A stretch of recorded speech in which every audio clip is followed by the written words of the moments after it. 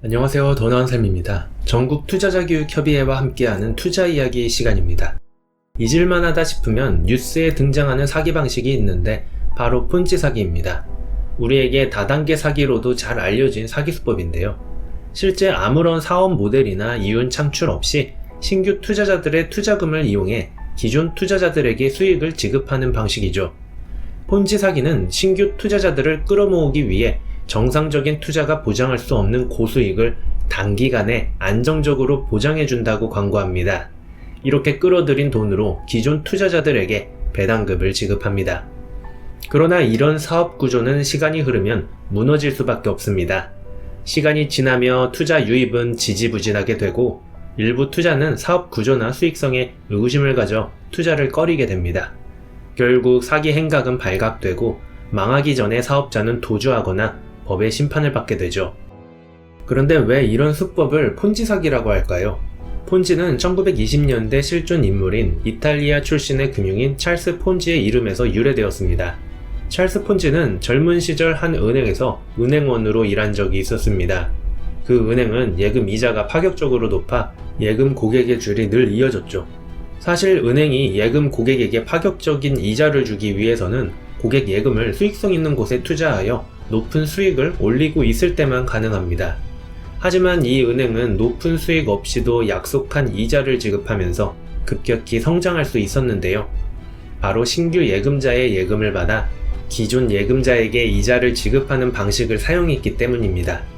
은행은 이렇게 돌려막기식으로 이자를 지급했고 시간이 흐를수록 사람들이 더욱 몰려들었죠. 그런데 은행은 왜 이런 일을 벌인 것일까요? 사실 이런 은행은 어느 순간에 이르면 쌓여있는 돈을 들고 도망갈 생각을 하는 것입니다.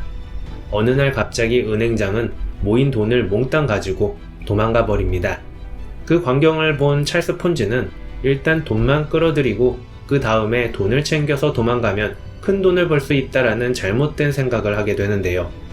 1919년 찰스 폰지는 국제 우편을 주고받다가 우연히 국제 반신 우표권을 접하면서 큰 돈을 벌 수 있는 아이디어가 떠오릅니다.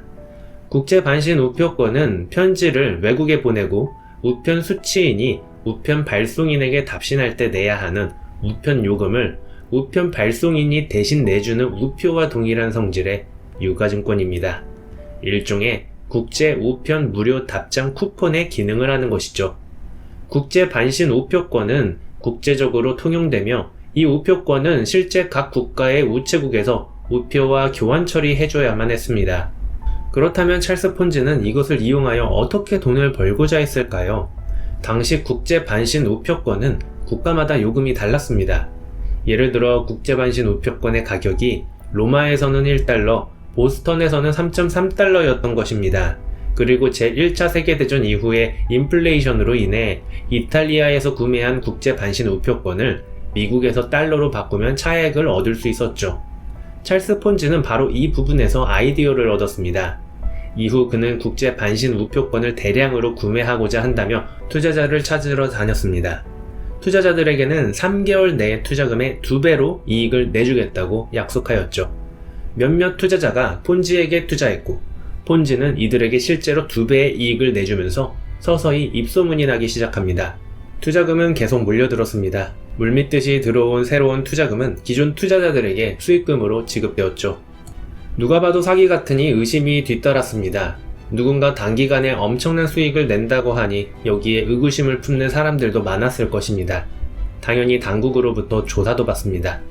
하지만 폰지의 사업은 꽤 논리적이었고 조사관들은 폰지의 논리에 굴복하고 말았죠. 실제 국제 반신 우표권의 가격은 나라마다 차이가 있었기 때문에 차익 거래가 가능했고 폰지에게 투자한 투자자들은 약속한 대로 고수익을 챙겼습니다. 피해자는 없고 돈 번 사람만 있는 상황에서 누군가 폰지를 사기꾼으로 의심해도 의심한 사람만 바보가 될 뿐이었습니다. 의심은 해소시켜주면 확신이 된다는 어느 영화에서의 대사처럼 폰지의 사업은 조사를 거친 후 더욱 번창합니다.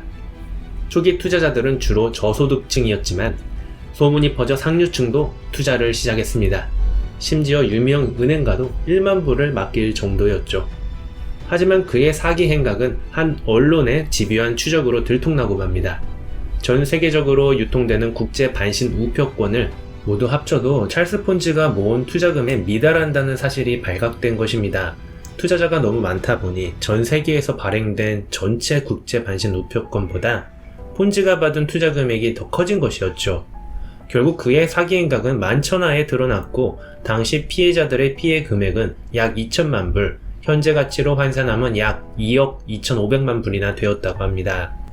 100년 전 발생한 폰지 사기는 지금까지도 크고 작게 계속 발생하고 있습니다. 그렇다면 역사상 가장 큰 폰지 사기는 어떤 사건일까요? 역사상 가장 큰 폰지 사기는 2008년 미국에서 발생했는데 그 내용이 충격적입니다. 일단 사기 피해 규모가 650억 달러에 달했고 오랜 기간 사기 행각을 벌인 인물이 미국 증권업계에서 존경받고 명망있던 인물로 나스닥 증권거래소 위원장까지 역임했던 금융인이었기 때문입니다. 유대계의 미국인인 버나드 메이도프는 아르바이트를 하며 번 돈으로 투자를 해 자수성가한 인물로 알려져 있습니다. 미국 주식시장에 최초로 전산화를 도입한 인물일 뿐 아니라 나스닥 시장에 현대적 네트워크를 구축하여 흥행을 이끈 금융인이었죠. 이 공로를 인정받아 나스닥의 회장까지 역임했던 월가의 거물이었습니다. 그는 엄청난 기부 활동을 하고 유명인들과 친분을 유지하면서 평판을 관리했죠. 하지만 메이도프는 1970년대 초부터 2008년까지 무려 30년이 넘는 세월 동안 사기를 치고 있었습니다. 그는 자신의 명성을 활용해 부유한 개인과 헤지펀드 등에서 자금을 유치했습니다. 그리고 매년 8에서 10%의 수익을 안정적으로 낼 수 있다고 하며 투자자들에게 연 10%가량의 수익을 지급합니다. 물론 실제로는 신규 투자 자금으로 기존 투자자에게 수익을 지급한 것이었죠. 초기 투자자는 자금을 다시 예치했고 신규 투자자들에게 입소문이 퍼지면서 펀드 규모는 더욱 확대되었죠. 영원할 것 같았던 그의 사기 행각이 밝혀진 계기는 2008년 글로벌 금융위기 때문입니다. 금융위기로 인해 자금경색 상황이 펼쳐지자 일부 투자자들이 환매를 요청했는데 메이도프는 투자자들에게 원금을 내줄 수 없었던 것입니다. 뒤늦게 전형적인 다단계 방식의 사기라는 것이 드러나면서 메이도프는 체포되어 150년형을 선고받고 2021년 감옥에서 사망합니다. 폰지 사기는 지금도 계속 일어나고 있기에 더욱 주의가 필요합니다. 또한 최근에는 가상화폐, 부동산 등 다양한 형태의 자산으로 확산하고 있습니다. 2022년 전세계 가상자산 시장 내 다단계 폰지 사기로 인한 피해 규모는 78억 달러에 달한다고 합니다. 이처럼 폰지 사기가 지속적으로 나타나고 피해자가 계속 발생하는 이유는 안정적인 고수익이 눈에 확실히 보이기 때문입니다. 폰지 사기는 나중에 들어온 사람의 돈으로 먼저 들어온 사람에게 수익을 지급하는 방식이기 때문에 먼저 투자한 자들은 실제로 돈을 벌기 마련입니다. 물론 이들은 재미를 보았기 때문에 재투자하면서 결국 모은 돈을 날리고 말리죠. 그럼 폰지 사기를 어떻게 피할 수 있을까요? 두 가지를 명심해야 합니다. 첫 번째 명심해야 할 사항은 고수익이 보장되는 투자처는 없다는 것입니다. 1920년대 세계 성냥 시장의 75%를 점유했던 성냥한 크리게르도 미국 투자자분을 끌어다 유럽 각국 정부에 빌려주는 중개인 역할을 하면서 투자자에게 약속한 수익률이 무려 25%였습니다. 당연히 사기였죠. 크리게르도 메이도프와 유사하게 대공황의 여파로 자금난에 시달리다가 사기극을 들키게 됩니다. 요즘에는 몇 달 안에 2배로 불려준다는 식으로 투자 유치를 하지 않습니다. 3개월에 5%, 1년에 10% 등 나름 합리적인 수익률을 보장한다고 말합니다. 탐욕을 자극하는 높은 수익률보다 이런 식의 나름 합리적으로 보이는 수익 보장에 오히려 큰 함정이 있을 수 있습니다. 두 번째 명심해야 할 사항은 수익 구조를 자세히 살펴보는 것입니다. 폰지 사기꾼들은 그럴싸하게 이야기하면서 수익을 낼 수 있다고 주장하지만 반드시 사업 구조상 허점이 있을 수밖에 없습니다.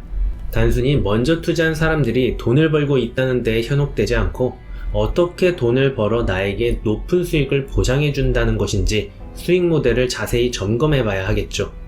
혹시 경험이 부족해 적절한 수익 모델인지 확신할 수 없다면 가족이나 주변 사람에게 물어보고 인터넷에 비슷한 형태의 피해 사례가 있는지 확인해 본다면 폰지 사기에 휘말리는 것을 방지할 수 있을 것입니다. 생각해보면 폰지 사기를 당하지 않는 방법은 간단할 수 있습니다. 터무니없는 고수익에 현혹되지 않고 잘 모르겠으면 투자하지 말아야 합니다. 탐욕을 버리고 스스로 공부하면서 알고 하는 투자가 가장 확실한 폰지 사기 예방법입니다.